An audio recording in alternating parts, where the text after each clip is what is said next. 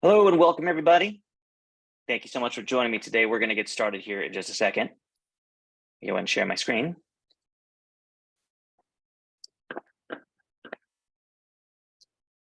I'm going to go ahead and click on allow to talk. So Deborah, I'm going to click on your microphone too. So feel free to chat up if you need to. Ask any questions that you might have. We're going to jump in to start with the same lesson that we used last time, just a different code if you want to join me in this. And then we'll break off and start to do some actual building. So today we are focusing on that inline choice, the match table grid, and then the fraction model types questions. So if you have, I'm also going to, anyone that's here right now, I'm going to click allow to talk on your microphone. So if you have any questions, just unmute and ask away. Hi, Jason. Thanks for joining us today. Not a problem. Thanks for having me. How's everyone doing today? Hey, Jason. Hello. How's it going? Good. Hey, were you able to test out the Nearpod that I sent you? I did. That's brilliant. I want to know how you did it. I would love to learn. I need to spend some time to break down how you did that, because I think that Deborah sent me. I've been out of town traveling a bit. Yeah, there it is right there. Set up a time. Just let me know and we can set up a time and meet with the whole team. Sounds great. Yeah. So Deborah, I do have the recording you sent. I just have not had time to sit down and do it totally yet. Get that. Yeah. Are you going to enable the chat, or is it going to stay disabled? Oh, I'm sorry. Yeah, I'll enable that chat right now. No, it's okay. I was just going to let anybody know that's here that they can go to the PD system and log in using PSJA tech as their. Okay, perfect. All right. So the chat has been enabled. So anything you want to chat will go to everybody. So. All right. Awesome. Well, thanks for joining us. And yeah, can't see who is here and who's not here, but I can see, if you want to, I can set you up as a panelist as well, so you can see everybody if you'd like.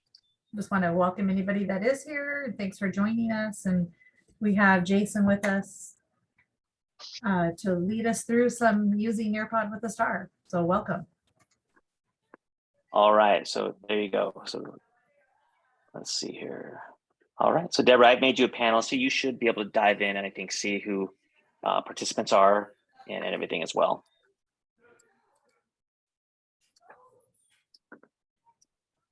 If you'd like. All right. So if you're just joining, I would love to have you join me in this Nearpod lesson. You can go to join.nearpod.com, enter this code W4K6E. We will be kind of just cruising through a lot of these slides. I'm not going to go through this entire training. What we're going to do is to kind of break it down though and dive right into just those question types that we want to cover today, and any questions that you might have as well. But I also want to hear just some successes that you've had, or maybe ways that you have recreated these questions on your own as well. I would love to learn from you at the same time that we're here today.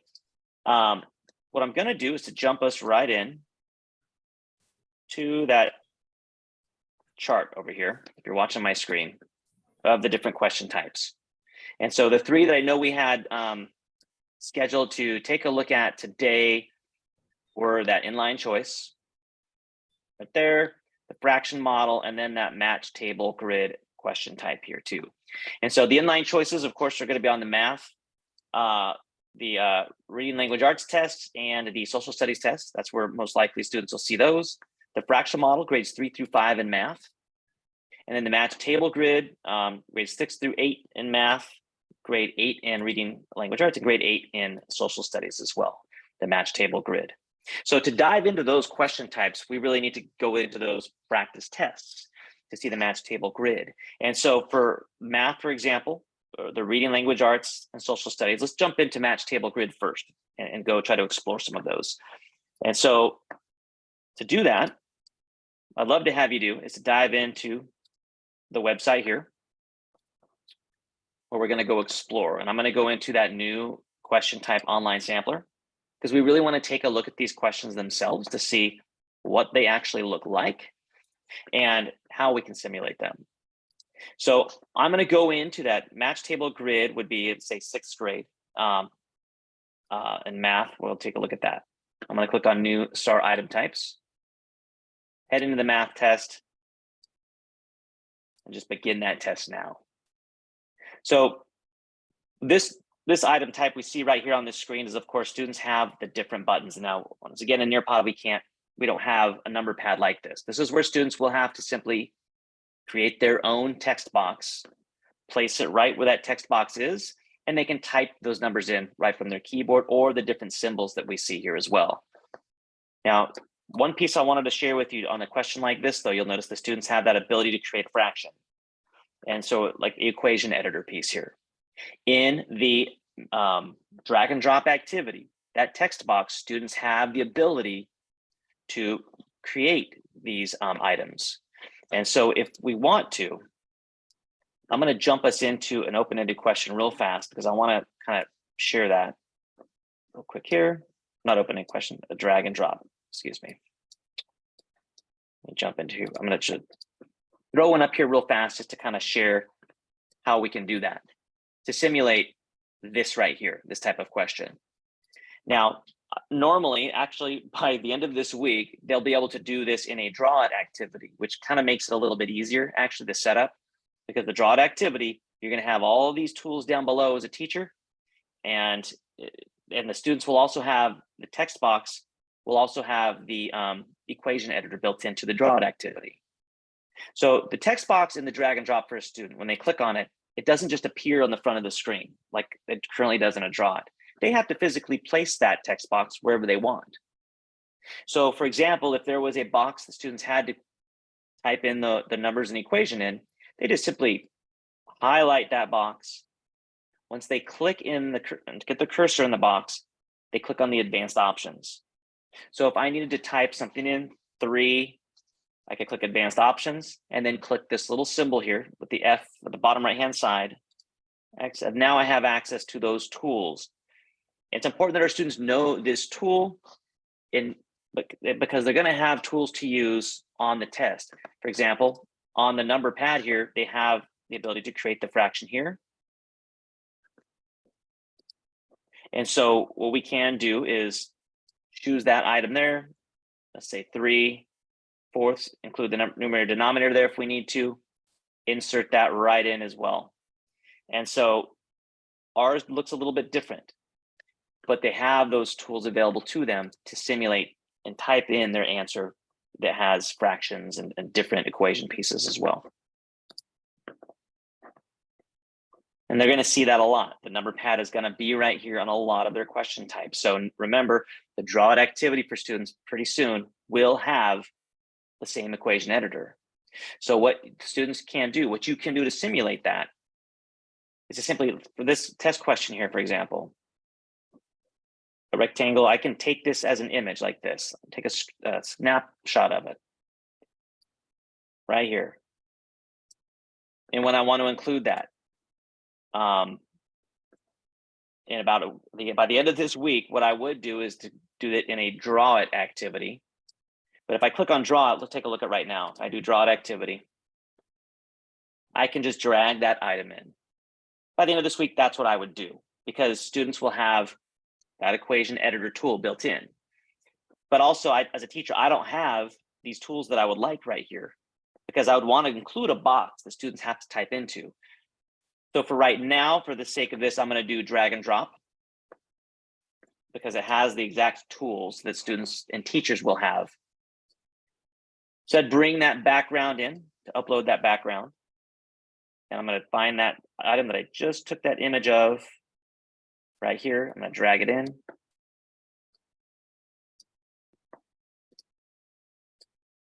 Right there. And if I want to, it's quite large actually.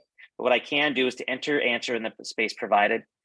I could simply create a space for them and create a box for them to import their answer into right here.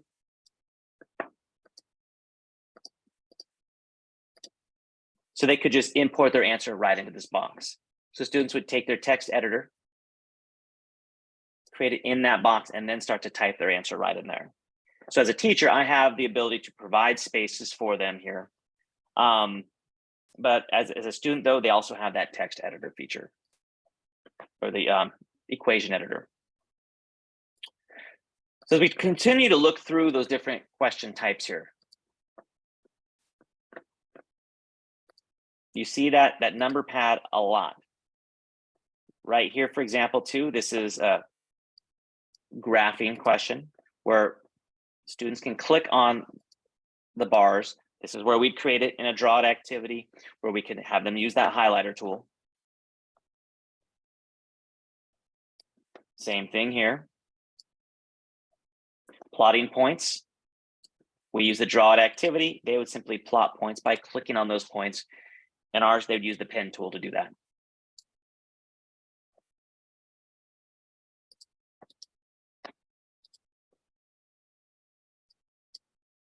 All right, so right here, let's see, to be honest with you, I'm not even sure what this question type is right here. To be honest with you, does anybody know what this question type is? Because I don't quite, okay. Where they have a slider. I think it's a linear graph or something like that. Linear graph, okay, great. So we could you could simulate this one with the pen and highlighter tools in the draw it activity as well. You could simply take that screenshot of this right here so they know at least what these items are. They can plot those points and drag them out with the highlighter tool. So looking for the match table grid, this is, of course, the other one we're going to talk about, the inline choice. Now, the inline choice, I kind of covered in the last session a little bit. There's a couple ways that you can do an inline choice. One, simply leave these blank. Let students see them. But write down what those two item choices are, 4 and 5 for this top one, 17, 18 for this one. And so what we can do is I take that snapshot of this item here. I'm going to take the whole test question. Question number 11. And let's say I'm going to get rid of this one here. This background. And I'm just going to bring in that question number 11 that we just took that snapshot of.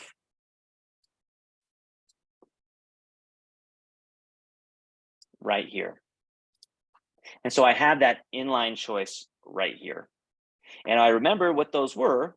I can simply grab the text labels if I want to and pop those numbers in, whatever it may be. 2,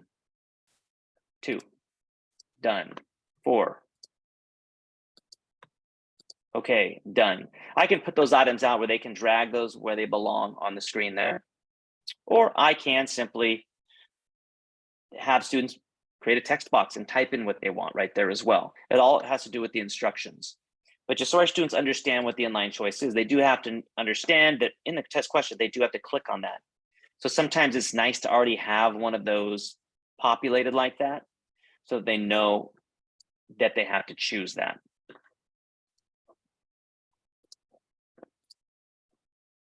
I'll cruise through a couple more. This one right here, for example, it's a little bit easier because you can drop it down, take a snapshot with it drop down, and then use a highlighter tool to simply highlight it.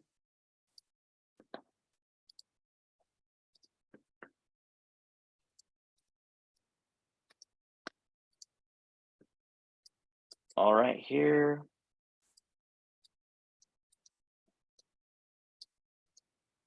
I would say this is almost like a match table grid, I guess, because you've got a type of grid that you've got to click on the items here. Select 2 correct answers. Which bar is the percentage bar graph correctly represented in the data here? So let's take a look here at the key. I've got to unclick them real fast here. 5th grade. What is this? 6th grade, 7th grade, 8th grade. All right. So I need to dive into that one a little bit. So this one right here, once again, I'm failing with the actual item type for this one right here. I needed to brush up on these myself. The match table grid, match objects, different categories represented on the table grid. Now this isn't a match table grid, my apologies.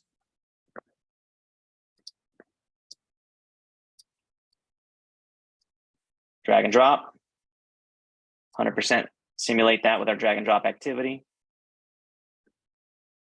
Here we go. Let's see here. Once again, drag and drop, you're going to see quite a bit there. Right here, I'd say match table grid.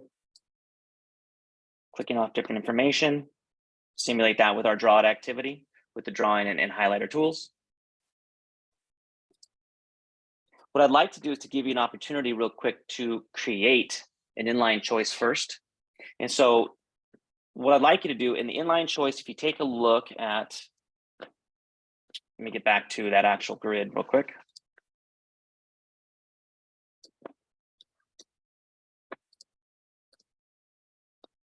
Right here, back to the grid on my screen, the inline choice you're going to see in 3rd through 8th grade math, 3rd through 8th grade reading, 3rd through 8th grade social studies. And so if you were to go into this website right here and find one of those tests, pull one of those questions from it. Now, do you use Chromebooks or Apple products? We have We do Chromebooks both. for 1st through 5th grade. Both. And Okay. then we have Apple just for the younger, the K. Okay, and what do teachers use typically? They have an HP. Actually, Oh, Windows. a Windows. Windows device. Okay, I can't remember the keystroke for taking a snapshot, a snippet. Do you know what that keystroke is for their devices? On Windows? Yeah, like a command, control, shift, something. No, they can do the snipping tool, and then they could put the print screen as a snipping tool as a default, but they will have to do that. Okay, gotcha. So yeah, one thing to remember is that ability to take a snippet of a snipping tool of some kind is amazing when trying to just pull these questions right from a practice test. So if I wanted this right here, for example, I'm just going to do Control Shift 4 because I'm on a Mac, and I can just snap that, right? We can pop that right in. Now that's the same thing I want you to do with an inline choice question. Head through, find an inline choice question, or simply create your own. If I want to create my own inline choice, we can easily do that in here to simulate that by going into the wrong slide. I'm just clicking buttons here. The it bothers me because the draw it tool is going to be everything I'd be using in just a couple days. But for now, go ahead and create it in a drag and drop activity. Open up drag and drop. Now you can create your own, you can drag it and take a snippet right out of that practice test, or you can simply create your own as well. The key, create your text of some kind. Throw in a text box and just type in your question.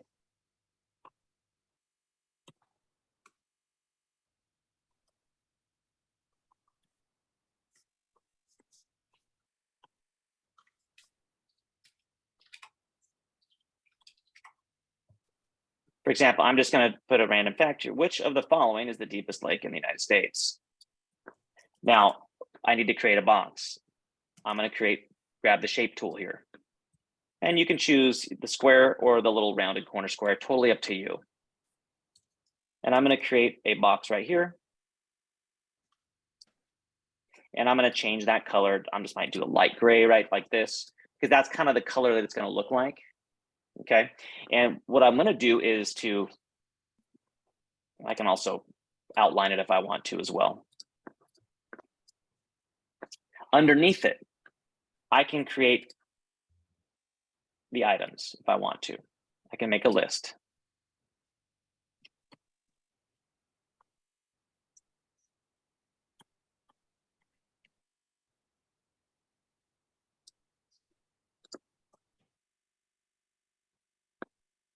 Jason, while you're doing that, one of our CATs just informed me that Windows Shift S will create a snip.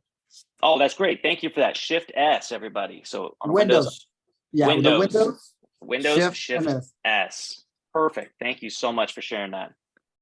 That'll be helpful for me in the future too. I'm doing this. Thank you. Shift S.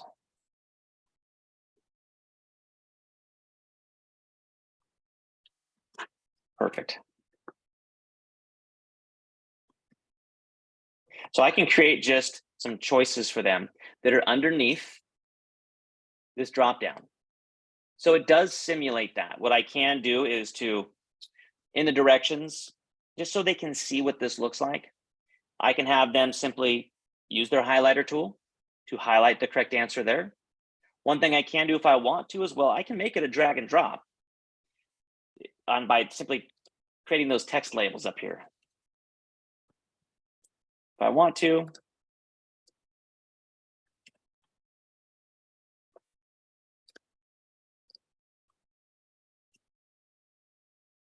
So they have those same choices out to the side so that I don't even need this box right here. They simply drag that in to the correct. Now, it's important though that our learners do see that this would be what an inline choice looks like. And we can explain that in the directions, on the STAR test or just in teaching in general. On the test, you're going to see an item that looks just like this. When you click on that gray box, it's going to be a drop down with these choices. For our purposes, you're going to get those choices out to the side to drag them where it belongs and frame it that way. But one thing you can do, of course, is when you take the snippet of an inline choice, one thing I like to do sometimes is just to simply open up that inline choice. This works well when there's only one inline choice item. Sometimes there's multiple inline choice items here. And so if you take a look, I need to move some of these things that I've created and get rid of them. There we go. So you can see the inline choice up here was just a snapshot with that box already dropped down. This is where I could have students use your highlighter tool to highlight the correct answer so they see what it actually looks like. But once again, you can simulate it yourself in any of these activities and just in any lesson you're teaching, throw it in this way in an drag and drop activity where they have those items that they then drag where they need to go as well. So there's a couple different ways you could do that. I'm going to give you just a minute to try to create one of these on your own. And so if you could drop into your drag and drop activity right now. Now to use a drag and drop activity, technically you have to have at least one item that's draggable. That doesn't mean that it has to be used that way. You just have to have at least one item in here that's draggable to use this activity. You could just choose text labels if you want to, type in a period, click OK, and then just click done. And then you can use all these tools down below and still just instruct students to use the highlighter tool to answer this. So I'm going to give you an opportunity, just a couple of minutes to go ahead and create one of these on your own. And you can do that with the drag and drop activity. You could do it in the draw activity. It's just a little bit different because you're not going to have all of these tools. If I went to the draw activity, I could simply put the same image in and instruct students to use the drag, either pen tool to circle it or the highlighter tool to highlight it. So it would be very easy to do that. If I'm creating my own and I want these shapes created myself, I would do that right now in the drag and drop activity. But all of these tools as a teacher that you see down below on my screen, you're going to have these in the draw activity by the end of this week, right before our Camp Engage. So I'm going to give you just a minute to work on one of these and answer any questions that you have. So if you have any questions, please let me know. And then we're going to jump into the fraction model.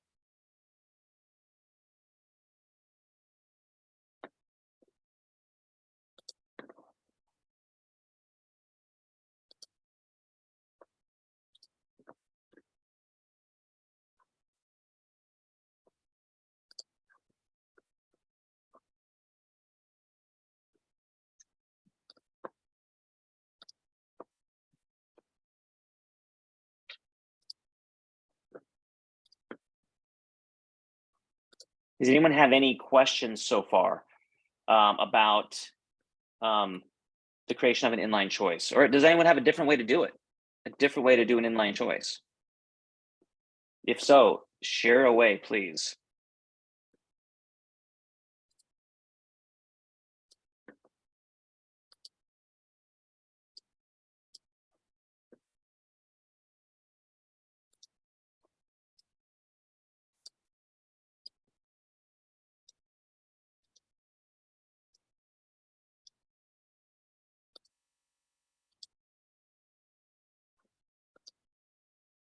You notice I'm in a third grade test right now on my screen, and there's a lot of inline choices, a lot in the third grade math test. And those the practice items that we're looking at here. Those are the new item types you're going to see a lot of. Hot spots, clicking on individual items. Once again, we simulate so many of these just in the draw activity where students use the tools to circle or highlight those options. And you can pull these directly from this practice test.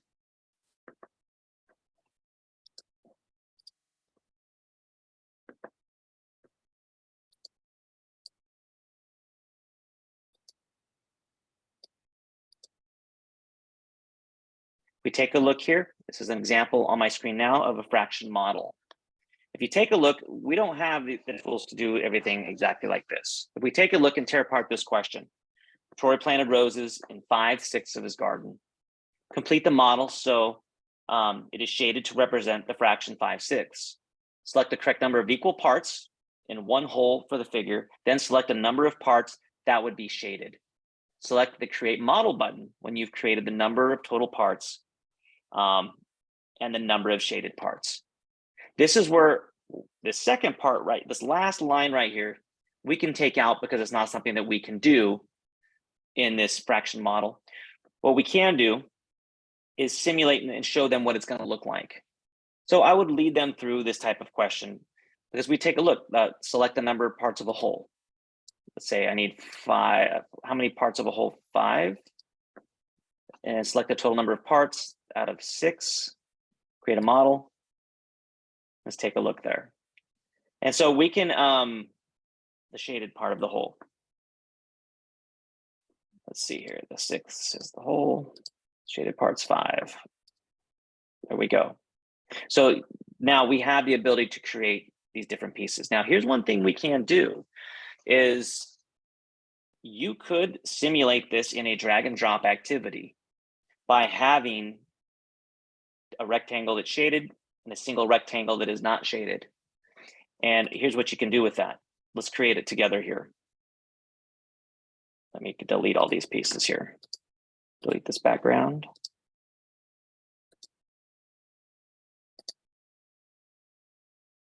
Okay. One thing I would want to do is to possibly bring these directions in. So I can take a snapshot of these directions here, or I can write them down and copy them, physically copy them into the directions. You can't copy and paste them, unfortunately. I've tried, I'll try it again, but when I highlight it and I click copy, I can't go into the instructions here and paste those in because it gives you this link type of thing, unfortunately. I wish it was easier than that. But what I can do is I can have a different screen open on a side by side and just type these directions in word for word into the instructions. One thing I can also do though is to, once again, I can take a snapshot of these directions right here. Just kind of snip them. And I can bring those directions in as part of the background up here of a draw activity or the drag and drop. So where are my directions there?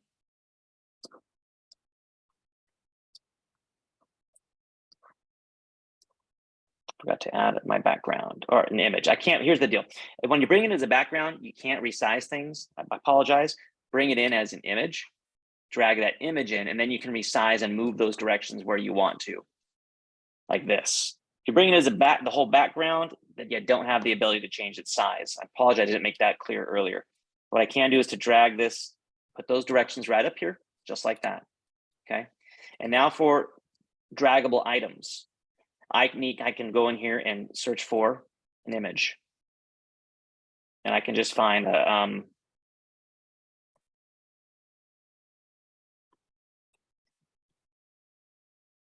or here's what I can do, just so they're kind of equal sizes. I'm gonna just take a snapshot right from here. I'm gonna snip this small rectangle here, like that. I'm gonna snip one of these shaded ones as well. Just like that.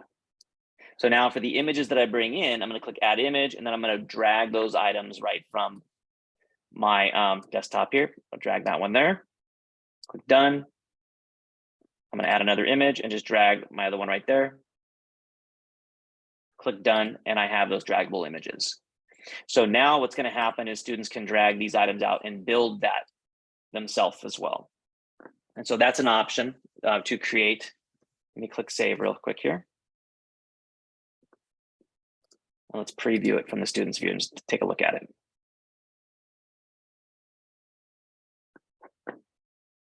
So I could, notice I kept it on unlimited copies. So it wasn't just, I can drag multiple ones of these around.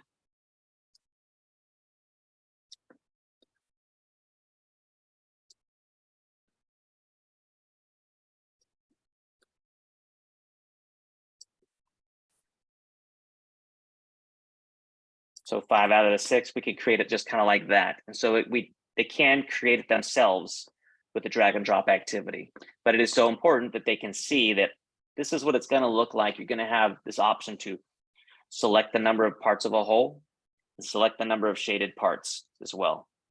Now, one thing you could do if you wanted to is you could just ask them that question and create this part too, where they simply on the question out to the side, they list how many parts are in the whole and then how many parts are shaded themselves, and they can type those numbers in.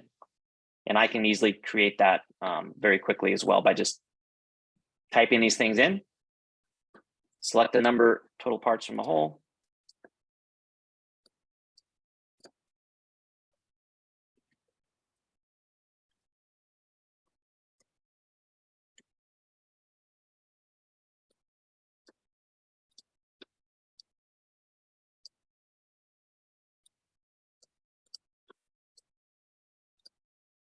And then kind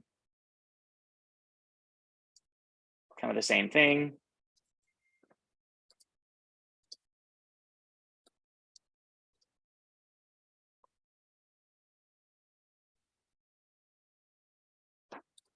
Students can use, they don't just have to use the drag and drop items, because students are going to have these tools down at the bottom. They can use the pen tool to type it in the side.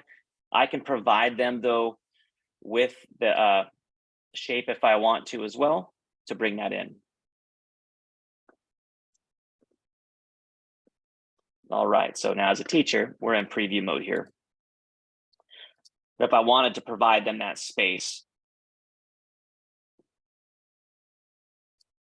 I could type the number in out to the side. I could create a box for them here.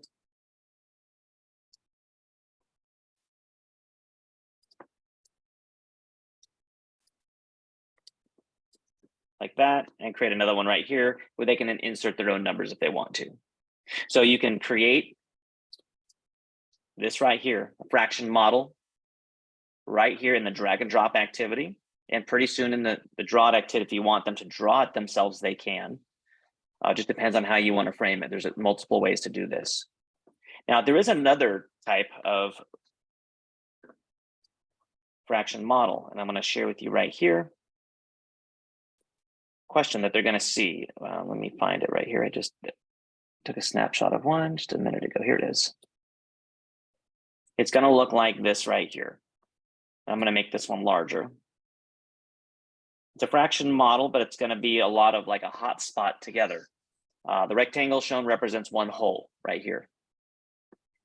In the model below, select the number of rectangles that represent the product of 3/4 and 8. Select the rectangles you want to shade. Normally, they'd be able to simply click on those to shade them in, but we can have them use the highlighter tools as well to model that and represent that. All right, I'm going to go through a couple more of these.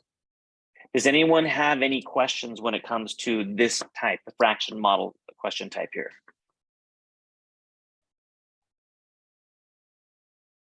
Okay, so taking a look at this question that we see right here as well.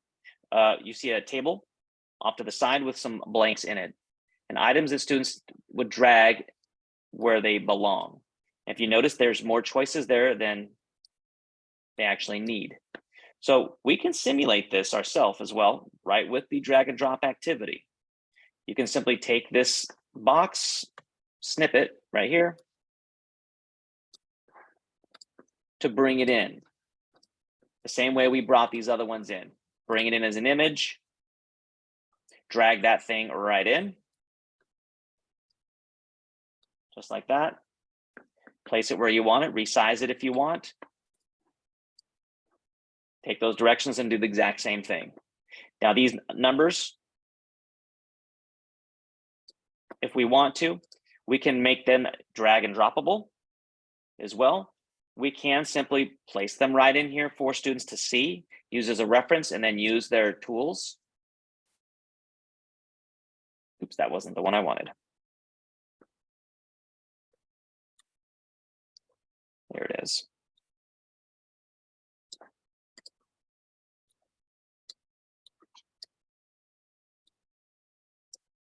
They can drag those numbers out, take a look at them, use them, and you can have them use the text box to type those numbers in. But in this test question, it's actually draggable. So I could just go back and then type them in as text labels here. 28, done. 10, done.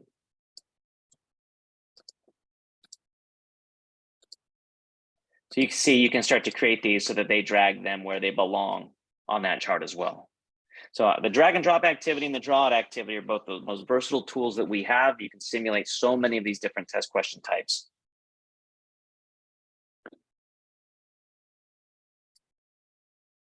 All right, so what I'd like to do right now is give you a chance to create one of these as well.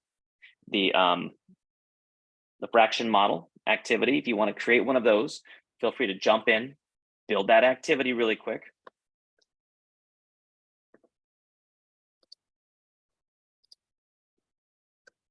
And answer any questions that you might have. Or ask away. I'd like to try to answer them the best I can. But if you have a better way of doing something, please share it right now as well. Because once again, we learn from each other. And I know that you have some strategies. Valentin shared a strategy in a lesson he created that was fantastic last week to do something different that I didn't know was possible by bringing in Google Slides and using the tools in Google Slides to simulate some things right as well. And that's powerful stuff. And so if you could share anything, please feel free to share it right now as well in the chat, or let me know and I'll unmute your microphone if you want to share it out loud too.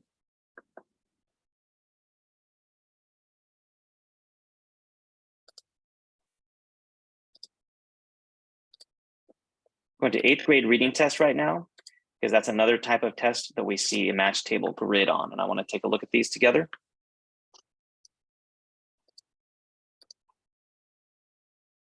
So right in here could be that match table grid, where we can simply take a snapshot, use the draw it tools to have students highlight or pen tools to check those boxes out. Constructive responses. Once again, multi-part, text entry, more text entry with constructive responses here. Using the open-ended question in Nearpod, you can do all the constructive responses with open-ended questions, with the collaborate board, or even you can do constructive responses with the drag and drop and the draw it activity, because students can bring in their own text boxes.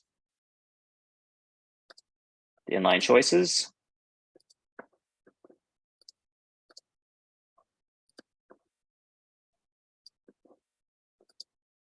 All right, so as we start to kind of finish up, I would like to open this up for any questions that you have right now. And we can do that just within the chat. If you could just post in the chat any questions that you have about any of these test question types that we talked about, lingering questions on any of the other test question types as well. I know this is a little bit different type of training because it's not super formatted as far as working through the flow. A lot of it's building as we go and sometimes learning as we go and finding new ways to simulate these things, because we don't want the test prep to be test prep. We don't. Ultimately, our goal is to be just an integral part of what we do, that they're organically getting these skills. They get to see these test questions once in a while. We bring them in. Hey, this is what it's going to look like. You're going to have to scroll through this information right here. You're going to have a drop down that you click on. So you start incorporating these into your everyday practices and the questions that they see through what you're already teaching. And that's the important part, that our teachers see that, hey, there's little strategies we can throw in here and there, layer them in with the content you're already teaching. Maybe I have a reading lesson. I throw in one test question type. I throw in one single activity that students get used to using this and seeing this, and then we move on. There's no pressure with it. It's not something that we focus on, just test taking practice. It's just part of what we do. So that when it comes time to that test taking day, when they're taking that test, oh, I've seen this before. I know how to do this. Oh, I know how to do this. I've seen this before. It's just a part of what we do. It's a process, not an event. And so we've got to keep that in mind with our teachers, that it's not something that we do at the last second.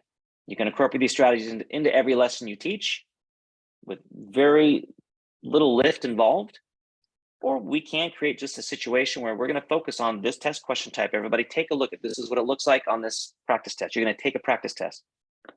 Inline choice, this is, remember, it drops down.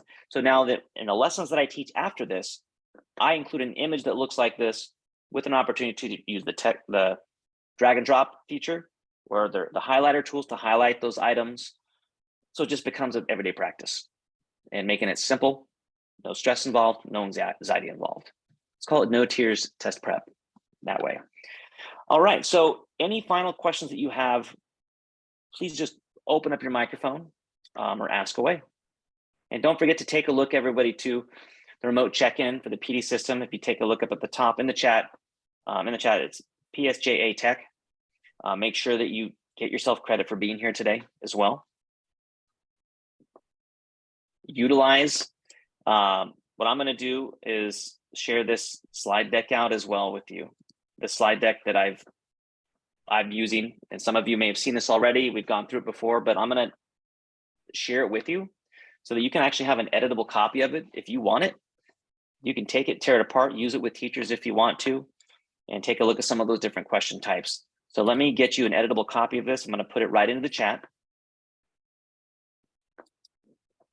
because I want to make sure that you can use this on your own, throw in your own pieces, throw my pieces out if you want to, totally up to you. So in the chat right now, there is an editable copy of that lesson. When you click on it, it'll prompt you if you want a copy of this whole slide deck. It has all these resources in it. It has the website, the charts, and then just some practice activities that you will see all down below as well. Different activities that are single activities that were created just to simulate some of these that are already done for you. So feel free to take that slide deck and use it. Tear it apart if you want to. Jason, I have a question, but not about what you just presented. Sure. Do you know when the Draw It with the student recording feature is going to come out yet? With the student recording feature, wait, let me take a look here. The updated Draw It activity is supposed to be out by, I would say, this Friday. Okay, cool. It's supposed to be out before Camp Engage, Camp Engage is this weekend. So Cool. like I said, I've seen it before, but they don't give it to me and my team. We're the last to get it because they know we'll share it too early with everybody. And which is frustrating because it really is a fantastic upgrade. And just so everybody knows and is aware, once again, what's going to be on with the Draw It activity. Like right now, if I start a Draw It activity, take a look here real fast. I click Draw It. As a teacher, this is what I see. I have no tools available. All I can do is to bring in a background and throw in some instructions. That's it. In a couple days, it's going to look a lot like this right here. You are going to have all of these tools down below, every one of them, where you can draw, bring in images, embed text yourself, include shapes, but also in the 3 dots, you have the ability to embed a video and animated GIFs on here as well. Now, the one piece I wish would be there, and I don't know if it is, like a voice recording feature in the Draw It activity. I don't know if there's a voice recording feature in the Draw It activity. If we want to record student voice, we've got to use open-ended question and or collaborate board. Now, I thought that's what they told me in TCA. That's why I was super excited. really, about it. that's fantastic. Then you know more than me, because they haven't shown it to me yet, unfortunately. So I'm hoping that that's the case, because the ability to embed student audio in anything is so powerful. It opens the door for a lot of different types of test practice, but not just that, but multiple ways for our students to respond. And so the students can embed their own video, right? And what they can do, it's video they can take from their own device. So if a student uses an iPad or a Chromebook that they can record video, they can record themselves speaking and everything, bring that video in to the draw it activity as well and have that embedded on the screen. So lots of possibilities coming up very, very soon. So if you want to learn more about that, definitely be sure join the Camp Engage coming up this weekend. It's all free professional development, and you can pick and choose what you want. Nearpod keeps track of all the hours that you spend in the sessions with us and provide you with a certificate at the end, kind of just, I spent this much time on professional development. But also, if you can't be there, we also send everybody copies of every session at the end, so you can watch the recorded sessions afterwards. And there's going to be a lot of great, just new strategies taught by our Nearpod pioneers and then some of our Nearpod staff as well. So join us. All right. Any final questions here? Thank you, Jason, so much for joining us today. We really appreciate your time and all your Anytime. tips. And I appreciate all that you all do too as well. And I appreciate getting to learn from you. So Valentin, I'm looking forward to digging into that recording of what you did, because I think that's going to help a lot of people out. Something that I would love to even incorporate into some of this training here even. And so that strategy that you've come up with. So brilliant. Thank you again for sharing that. I enjoy learning from you. So thanks everybody. Have a wonderful rest of your week and just a wonderful evening. Thanks. Take care. You too.